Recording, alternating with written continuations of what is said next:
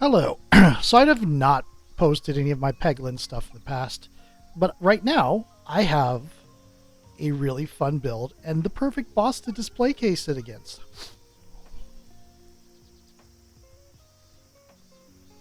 Here we go. This is the wall.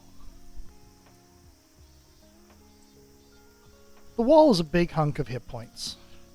It will advance slowly, eating those knights along the way, and that'll be it. Okay, so let's look at my build. This is kind of the evasive maneuver is basic when you're playing the round drill.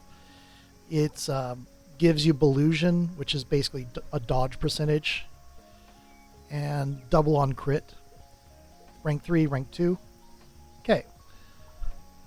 Spinfectious Sting. Applies 3 Spinfection on a hit. On a crit, apply an additional 2 Spinfection. This is rank 2.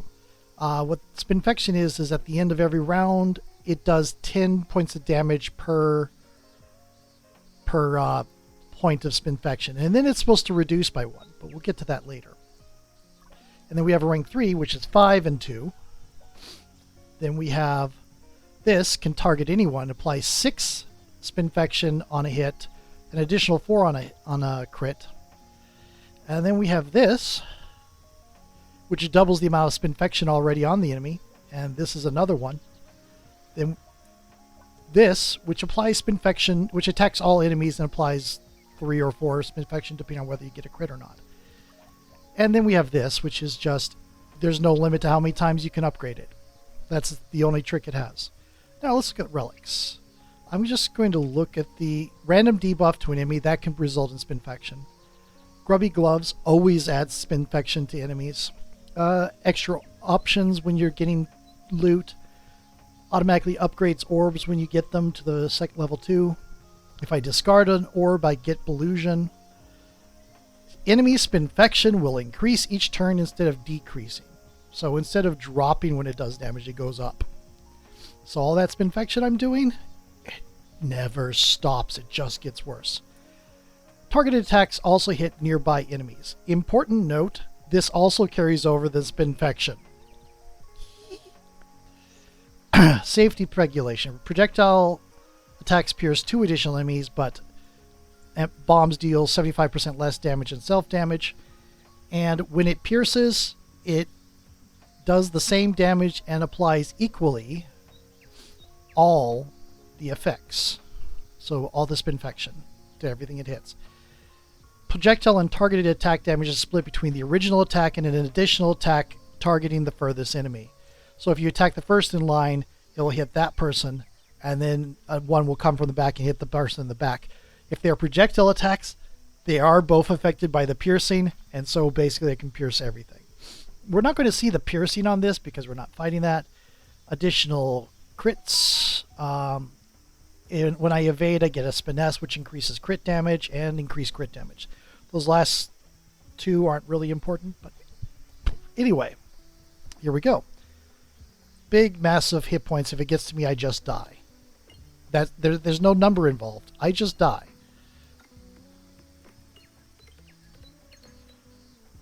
No crit. Maybe we'll hit a bomb. It'll push it. Nope, no crit. And see, it got hit twice.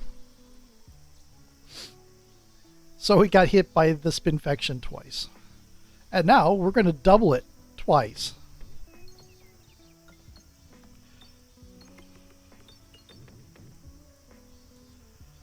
Now, the one thing I would like to have to this is, yeah, we're up to 64 Spinfection already, is there is a relic that causes bombs to also do Spinfection damage.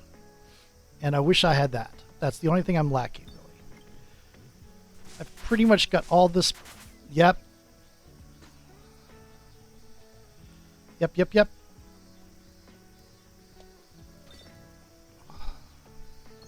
So we're playing 7, so it's going to be 14, so that's going to go up to 87.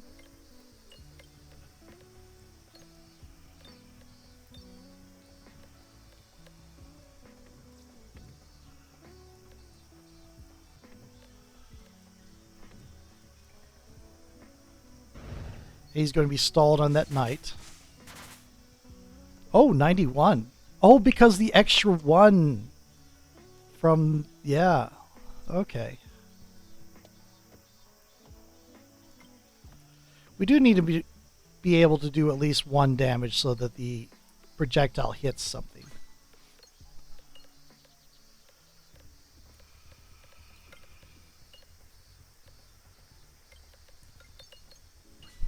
Getting a lot of damage in.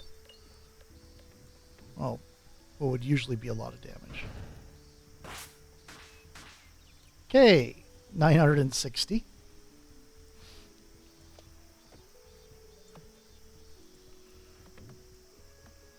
Cool.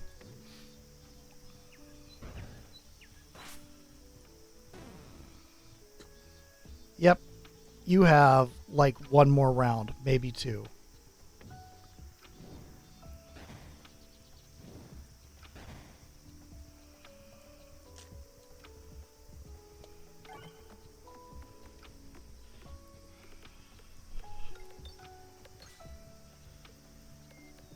Yeah, he's not even going to die to the infection. He's just going to... I'm going to put it out of its misery.